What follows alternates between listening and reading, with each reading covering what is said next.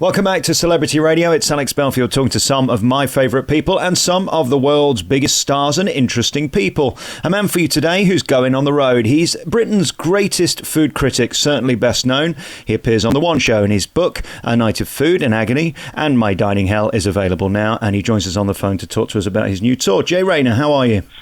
I'm very well indeed. With a build-up like that, I hope I can satisfy it. Why aren't you morbidly obese? I mean, you spend your day eating, and you look pretty trim, really. I don't do badly. I mean, the basic answer is that because I do turn up on television, perhaps less on The One Show now, but more on MasterChef and things like that, I have to look at myself all the time, and I don't want to have to do that from behind a cushion. So I have a pronounced gym habit. I'm in the gym about 4 or 5 times a week, is the honest answer. And I don't always steer clear of them, but I avoid the carbs. Yeah. So that's the answer. I've got the same issue. I was born to be 75,000 stone, and when I go in these restaurants, the first thing that I love is the food basket, is the bread basket, but that's the first thing that has to go, because that's the worst, isn't it? It is certainly the easiest way to being the size of a house. So if I can keep myself to the size of a small bungalow through avoiding, the carbs every now and then and just keeping in the gym, then things are all right. Let's put it that way. I love food and I admire what you do. I love a great restaurant. I don't know anything about it compared to you, but it is interesting, isn't it, how knowing nothing, you can walk in a place and one place feels great and another just doesn't before you've even been served anything. Yeah, well, the main point I always make is I'm not a food critic, although I do know my stuff. When I'm writing my reviews in the Observer, I'm a restaurant critic, which means I'm reviewing how much pleasure your money will buy you, and it's about absolutely everything. And I actually think in that regard, we're all experts. We know whether we've had a good time or not. And the main thing is, I should also say, it's a writing job, not an eating job. There are a lot of people who could eat the things that I eat. The question is, could they then write their 1,100 words to express what that experience is in a way that doesn't have you rolling your eyes or wanting to turn over and read the next whatever's on the next page? I asked this question to Gordon Ramsay once about the quality of food in England generally, and it seems to me there is a huge divide between the greatness of the best restaurants and the average crap that you get served in pubs. There is a big divide, isn't there? It's a very mixed story, actually. On the one hand, yes, we have some fantastic restaurants in this country. London has pulled away from the rest of the country in a way which I don't think is necessarily healthy. But it's now to be compared to cities like Paris and Tokyo. But there's an awful lot going on all over the country. But you're right, we shouldn't be complacent about it. You can still eat a truly appalling meal that's come out of some backpacked bag that's come out of a food service truck only half an hour before, and all they've done is heated it up in a water bath or whatever. There's still a lot of rubbish, but I'm an eternal optimist. There's also good stuff going on. And I guess we can't all be eating Michelin food 7 days a week. I mean, these restaurants are for treats. I've done that, actually. For a book. A few books back, a couple of books back, I went to Paris and attempted to do the high-end Super Size Me. I don't know if you remember Super Size Me, the story of the guy who ate McDonald's every day for a month. So I went to Paris and ate in a Michelin 3-star every day for 7 days. It was awful. Were you foie gras out, were you? I really was. I was like a gavaged goose. I felt terrible at the end of it. I really did. I just sort of wanted to see what it would be like. It wasn't a lot of fun. No, I feel we're pretty lucky here in Nottingham. We've got Sat Baines that's just done very well. How do you think that restaurant fares compared to the rest of England and the world? There's a grand question. I was going to say I'm biased because Sat's a bit of a mate, but he is a bit of a mate now because I admire his food.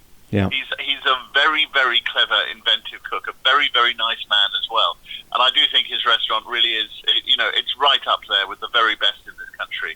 And the very best in this country can take on the world. He's an immensely gifted cook. But he's also a very generous one. If you ever spend any time in his kitchen, you'll notice that he's taking ideas and sharing ideas with the entirety of his staff. Yeah. And it's a very democratic environment. If it doesn't work, it won't go on the table. But he's open to it. It's not like he's, I am the great I am. He believes in a collegiate approach to the business of showing people a very good time.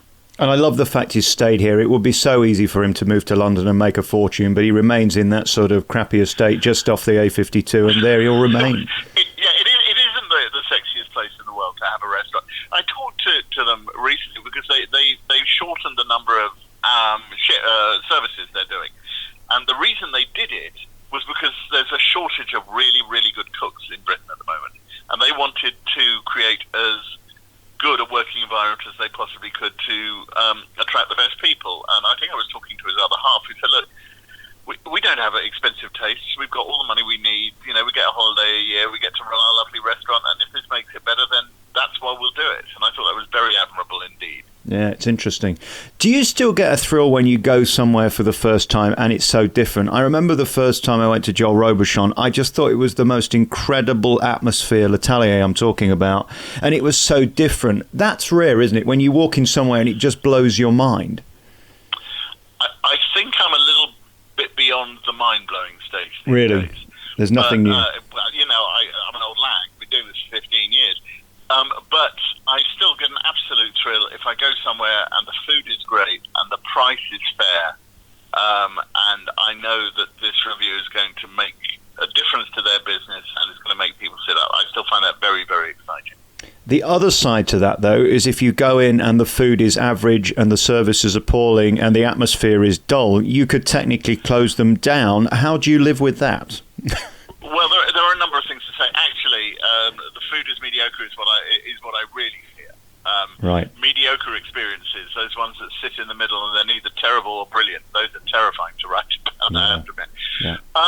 The negative reviews are only about a fifth of what I ever do. And I don't do it on a number count, but it turns out each year perhaps 9 or 10 of my 50 or so reviews are very negative. I generally do not cut up rough on a small mom-and-pop operation. Those are not the ones that make me cross. The ones that make me cross are the really, really big-ticket, corporate, multi-million-pound ventures where they think they are the bee's knees. They're charging, I don't know, 15, 18 pounds a starter and 25 pounds a main course. It's going to hit you for 100 quid a head. And it really doesn't deliver. That's what makes me furious. And that's where I am more likely to tell it like it is. Last year, I went to Miami for my birthday in January, and I went to Ocean Prime, which is meant to be one of their best steak restaurants. And this thing came, and it was still mooing at me. It was disgusting. I couldn't cut through it. And I said to the manager, I'm sorry, this is not good enough. And he said, oh, yes, we're struggling at the moment because it's convention season, and we're very busy in the kitchen. And I thought, well, that's not really an excuse, is it? And when I said, could you replace it? He sent the old one back and said, have that for your breakfast. And I thought, this is a strange way to handle customers. Yeah, I mean, actually, you know, a terrible experience and things go wrong can be turned around by the way they manage it. You know, I remember one review, I can't remember, well, I don't remember, I'm trying to dig my brain which one it was, but a place where something terrible happened with the food, and they managed it so well that it turned into a good review, because, you know, if you can manage a bad experience well, then hurrah, we're all winners. How do you know you're right? That's an interesting question. You have to know the rules of journalism. I'm still a reporter. I don't know if you know, but I used to cover murders. I used to be in court and all of that sort of stuff. There is always still a notebook in my back pocket. So you apply the basic tenets of journalism to what you're doing. Is what you're saying true? Can you back it up by your experience? Is it fair comment? As to, you know, when it comes to the subjective stuff, which is actually far smaller element than people think. You know, a plate of food arrives and you can immediately see whether they've got certain things right or wrong. In a way, it's up to the readers to decide whether I'm right or wrong. If they find what I'm saying compelling or authoritative. Right. If they don't believe me, then I'm failing. And as I say, this is a writing job, so my job is to make you believe me. And if you don't believe me, if you look at it and go, well, that's just somebody's opinion, then I haven't done a very good job. It has to be done in a way that is convincing. Is it humbling when you walk through the door, and let's face it, everybody's going to know it's you? You're not one of the kind of people who can just sneak in, that they sort of look a bit terrified? Because I know Winner had that as well, didn't he? When he walked through the door, but bums would sort of start clenching. Yeah, well, that may just have been about Michael, who I did actually think was a rather lovely man, but he had his own particular way of taking on the world. Yes, but if they're any good, they're not going to go through that at all. Right. If the restaurant's any good, I'm not going to notice any of that. And I am just there for dinner. And it's true, I book under a pseudonym. They don't know I'm coming. So the first thing they know is when that big hairy bloke turns up at the door with claiming he's got a table booked under a ludicrous pseudonym. What do you do? Sort of dangly balls or Seymour cleavage? What kind of names do you come up with? So it just sounds like I've had an insight into the inside of your head. For a while, I used to use... I write novels as well, and I used to use the names of some of my fictional characters because I rather liked the notion of them emerging out of the fictional environment. One of them was a fictional restaurant critic, and this fictional restaurant critic had gone to more restaurants than I had under my own name, which I thought was hilarious. That's brilliant. And do you enjoy the fact that you are welcomed in these places? And I always think that chefs are a bit like theatre people. They're just big show-offs. I know they work incredibly hard, but they are big sort of show-offs that want to just be celebrated. And I'm sure when they know you're in, they go to an extra level to prove that they can do what they believe they do well. Well, I'm always in two minds. I mean, one of the things I would say is that if it was as simple as that, then I would never have a bad experience, would I? Right. And I certainly wouldn't have enough bad experiences to be able to put a show on, as I'm about to do, in Nottingham. But anybody who works very hard in any sort of business is going to want some kind of approval. It's like, being able to get awards for being a restaurant critic, which you can, and which I have.